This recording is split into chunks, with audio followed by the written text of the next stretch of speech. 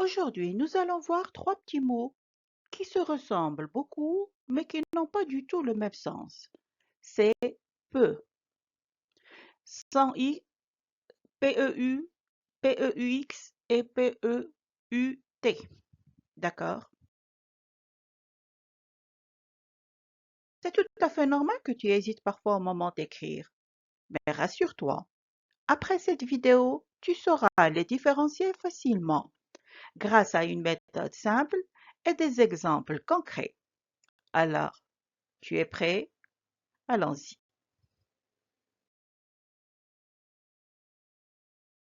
On va commencer par peu, P-E-U, qui est un adverbe de quantité. Il indique une petite quantité ou bien un faible degré. Quand je dis j'ai peu de temps, c'est-à-dire j'en ai pas assez.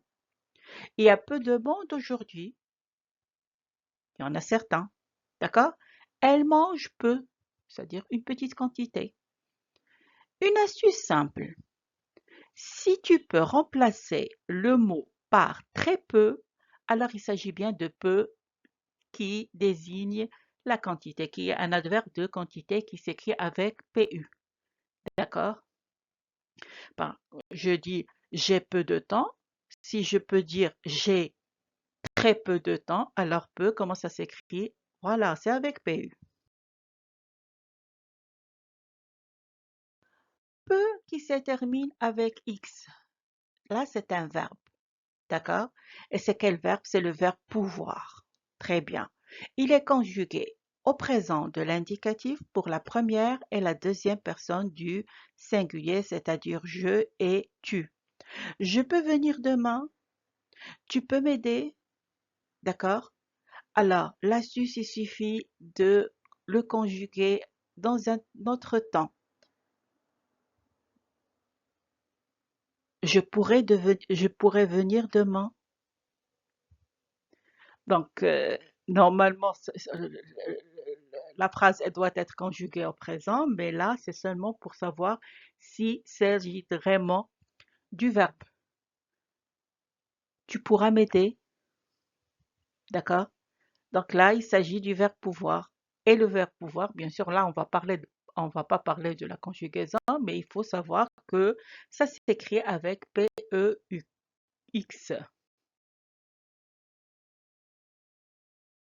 Maintenant, pour P-E-U-T. Là aussi, c'est le verbe pouvoir qui est conjugué au présent de l'indicatif, mais cette fois-ci à la troisième personne du singulier. C'est-à-dire qu'on le conjugue avec il, elle ou bien on. Je donne des exemples. Il peut réussir, c'est-à-dire il est capable de réussir. Et elle peut participer. On peut commencer. Donc là, c'est l'astuce, c'est simple. Il faut le remplacer de est capable de. Si je remplace peut, PET avec être capable de, automatiquement, et ça fonctionne, automatiquement, il faut l'écrire avec PEUT. Alors, retenons l'essentiel. Peut, PEU, une petite quantité. Quand ça prend X à la fin, c'est le verbe pouvoir au présent de l'indicatif pour la première et la deuxième personne du singulier. À la fin, T, c'est toujours le verbe pouvoir avec conjugué au présent de l'indicatif à la troisième personne du singulier, c'est-à-dire il, elle ou bien on. Une simple question suffit souvent. Est-ce que je parle d'une quantité ou bien est-ce que j'utilise le verbe pouvoir? Si je parle d'une quantité, voilà, c'est peu, PEU. Si j'utilise le verbe pouvoir, alors là, ça dépend de quelle personne, c'est-à-dire euh, est-ce que c'est je, tu ou bien il? Est-ce que je vais utiliser X ou bien T? L'astuce est simple. À toi de jouer maintenant. Complète ces phrases. Je peux terminer ce travail aujourd'hui. Il peut venir avec nous. Il reste peu de sucre.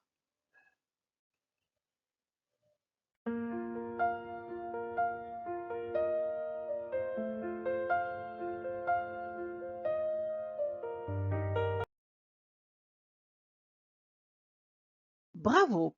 Là, je remarque que, bien, je constate que la majorité, ils ont répondu juste. Et ça réchauffe le cœur. Donc, je peux terminer. Est-ce que je serai capable de terminer ce travail aujourd'hui? Voilà. Donc, c'est le verbe pouvoir à la fin X puisque c'est je. Ils peuvent venir avec nous. Là aussi, c'est le verbe pouvoir. Très bien. Mais à la fin, c'est T puisqu'il s'agit de il. Il reste peu de sucre, c'est-à-dire la quantité est faible du sucre. Donc là, c'est PEU tout simplement. Bravo.